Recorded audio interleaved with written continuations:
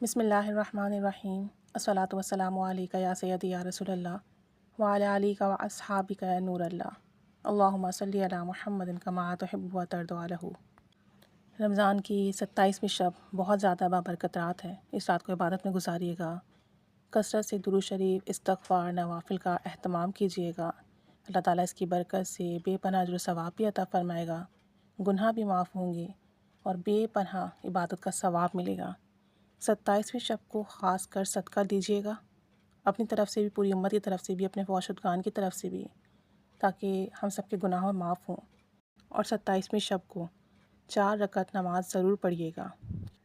جو ہے عشاء کی نماز کے بعد سے فجر تک کسی بھی وقت پڑھ سکتے ہیں۔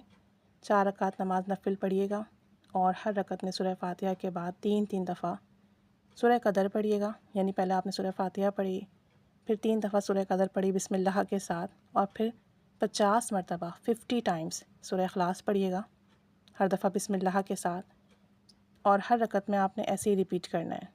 4 رکعت ایک سلام کے ساتھ پڑھیں گے۔ 4 رکعت آپ جب نیت باندھیں گے ایک سلام کے ساتھ باندھیں گے، اور 4 رکعت پڑھنے کے بعد جب آپ سلام پھیر لیں تو پھر سجدے میں سر رکھ کر آپ نے سبحان اللہ والحمد للہ ولا الہ الا اللہ واللہ اکبر یہ پڑھنا ہے آپ نے چند بار، 11 بار پڑھ لیں، 21 بار پڑھ لیں، 41 بار پڑھ لیں، 70 بار پڑھ لیں یا 100 بار پڑھ لیں۔ سبحان اللہ والحمد للہ ولا الہ الا اللہ واللہ اکبر یہ پڑھنے کے بعد سجدے میں ہی سر رکھے جو آپ کی حاجت ہو، دنیاوی یا دینی، وہ اللہ تعالیٰ سے مانگیے گا۔ 5 یا 10 منٹ، کم از کم 5 یا 10 منٹ سجدے میں ہی سر رکھے اللہ سے دعا کیجیے گا۔ اپنی جس حاجات کے لیے آپ اللہ سے مانگیں گے انشاءاللہ تعالیٰ سجدے سے سر اٹھانے سے پہلے آپ کی وہ دعا قبول ہوگی انشاءاللہ تعالیٰ۔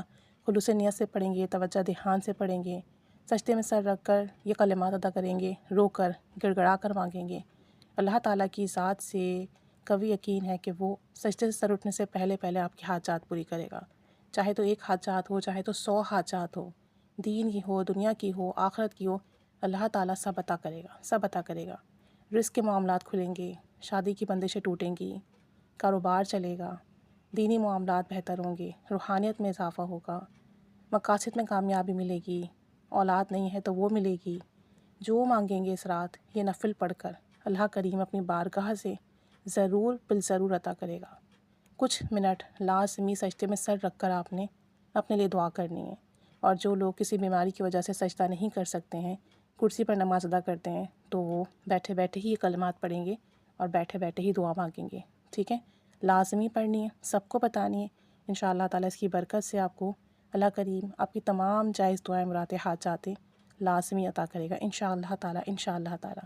اللہ تعالیٰ سب کی جھولیاں بھر دے، سب پر کرم رحمت فضل کی نگاہ فرمائے، سب کی حاجات پوری فرمائے، آمین بجاہ نبی الامین صلی اللہ علیہ محمد صلی اللہ علیہ وآلہ وسلم۔ اللہم صلی علی محمد کما تحب و ترضی عنہ۔